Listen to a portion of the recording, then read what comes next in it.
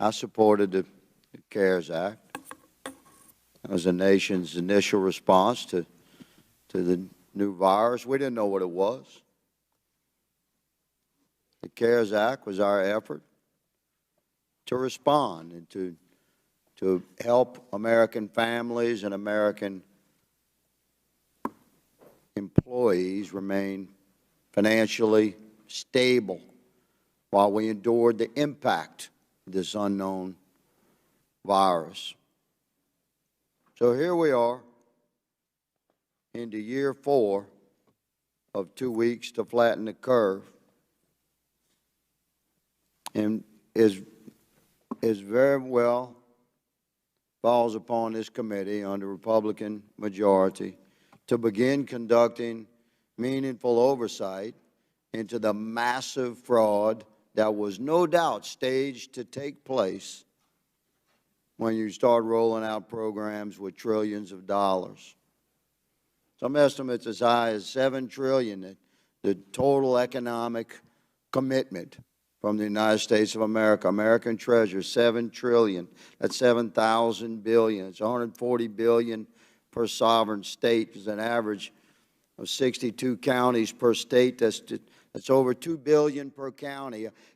I would argue that Americans across the country in local and state government would say they'd have done much better if every county could have received $2.2 billion in the form of a block grant. Of course, there was going to be massive fraud with programs like this, but what we expected was not the absence of fraud. What Americans expected is the presence of accountability and criminal prosecution. And that's what that accountability is what this Republican-controlled oversight committee is going to deliver. We know fraud is not born in the mechanisms of man. Fraud is born in the heart of man. It's to be anticipated. The gentleman referred to certain trade-offs between urgency and processes that were put in place as these trillions of dollars were set to be dispersed. Well, may I say that we anticipated this, but some of us, in order for the most conservative of us to support a $2 trillion response to this unknown virus, we insisted that this money be made available through local banks and credit unions, and we pushed the SBA product out through, my recollection is about 4,500 lending institutions that had never handled SBA product before.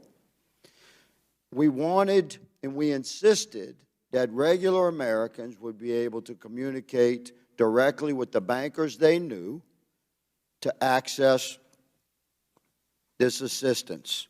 So we knew it was ripe for fraud, but we expected criminal investigations to take place, and we expected people to be put in jail. Accountability for criminal acts generally begins with a suspicion and a report at the local level of fraud, theft, forgery, identity theft, etc. That leads to an investigation, should lead to an arrest, should lead to prosecution, should lead to conviction and incarceration. May I say, America would be just fine had we witnessed that kind of accountability. But it has to be pushed out of congressional investigations. That hasn't happened for the last 3 years. It will happen now. Director Smith,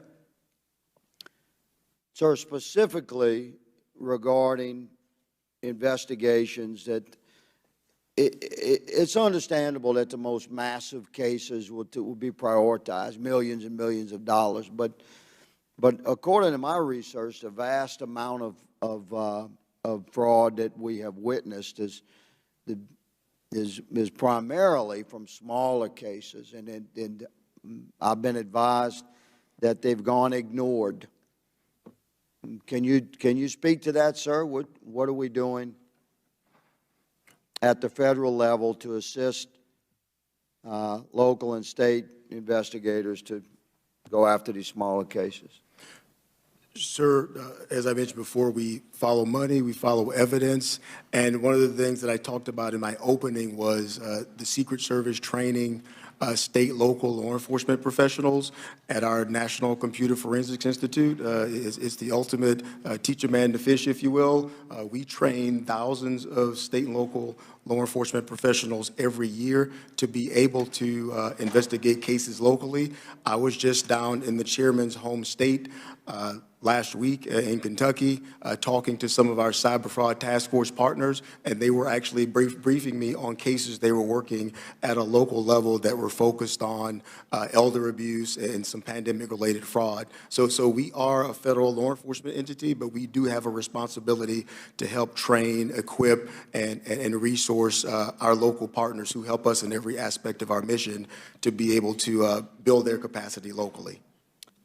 Thank you for your response, Director. Mr. Chairman, I yield. Chair now recognizes Ms. Porter for 5 minutes. Good morning. I have questions about unemployment insurance. Mr. Dodaro, could you read this headline for the room?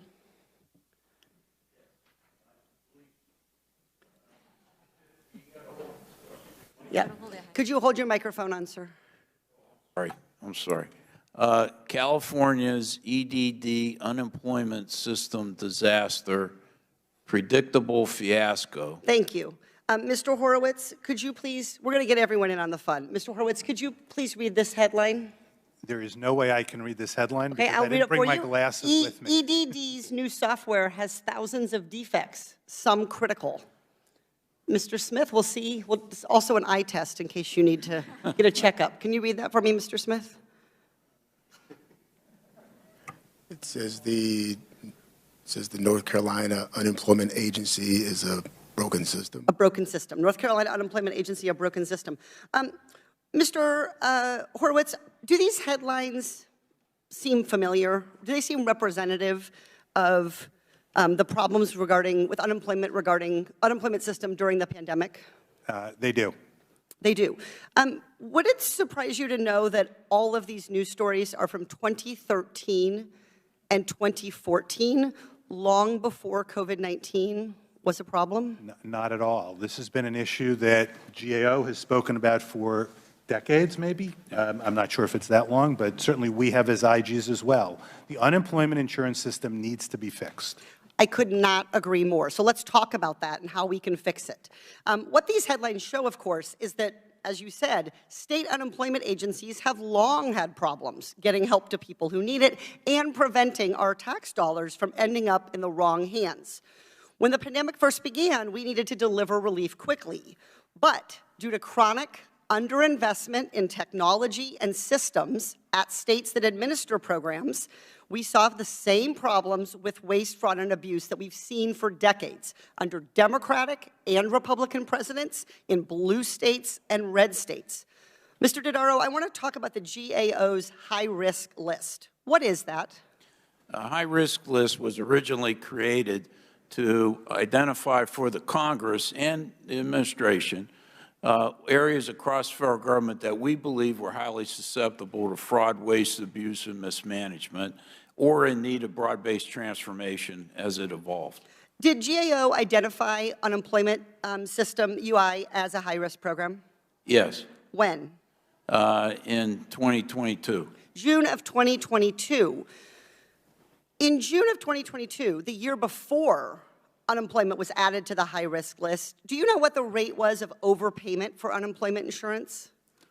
It was, in 2021, it was 18.9%.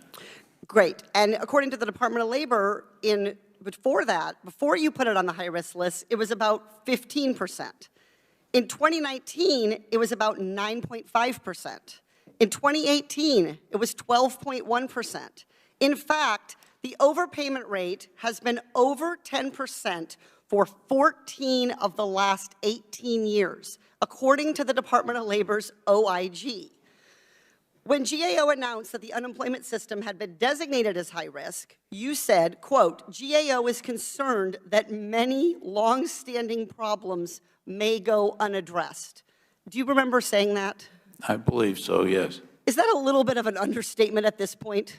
Well, you know, for many of those years, it was mostly state money that was collected. There really wasn't big federal investment in this until the pandemic broke, or perhaps earlier in some other emergency situation. So, but I thought the time obviously was right.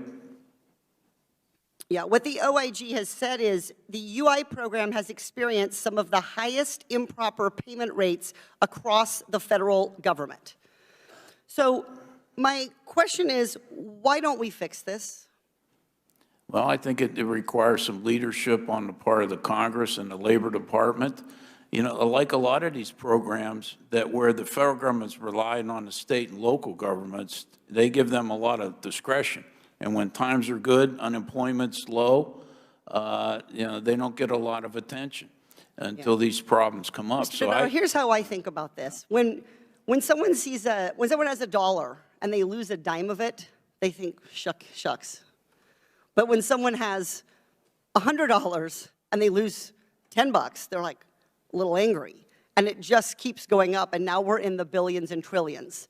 So I would love to have your continued pressure on the Department of Labor to use all of the funding that Congress provided in the American Rescue Plan to actually modernize UI, because I'm trying to add up where that $2 billion from the American Rescue Plan has gone, and it does not seem to have all been deployed and spent to improve these programs. Yes, no, I agree. We're going to follow that $2 billion.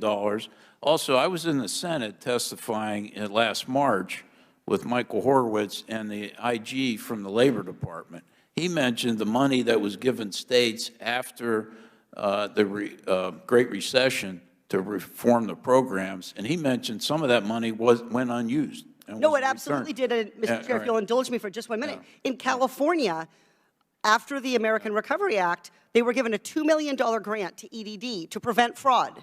And guess what? It worked. At the end of the grant program, California quit using the fraud detection program. Penny wise and pound foolish, because that exact fraud detection program would have prevented and